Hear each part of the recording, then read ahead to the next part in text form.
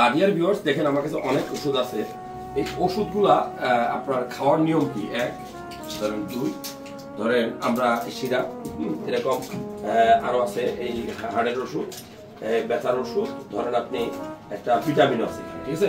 এখন এই যে 3টা 4টা 5টা ওষুধ আমরা একসাথে নিয়ে অনেক সময় আমরা এই মুট করে খেয়ে ফেলি, এরকম মানুষ আমরা আসি না? আসিনি কেন?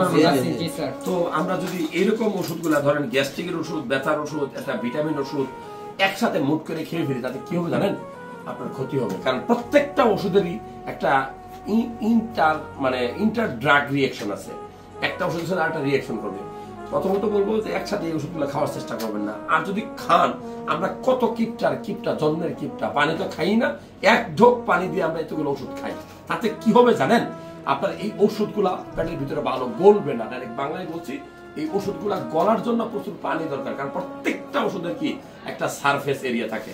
সো আপনি যদি 1 মুঠ ওষুধ একসাথে খানো, তাহলে আল্লাহর দোহাই লাগে এরকম 1 গ্লাস তো এখানে 1 গ্লাস পরিমাণ পানি আপনি খাবেন, যেন আপনার ওষুধগুলা ভালো করে গলে, ভালো করে আপনার শরীরে অ্যাবজর্ব হতে পারে। লিভারে কিন্তু ওষুধ মেটাবলিজম হয়। সো ওষুধ খাওয়ার সময় কখনো এরকম 3-4 গ্রুপের ওষুধ একসাথে 1 মুঠ খাবেন না।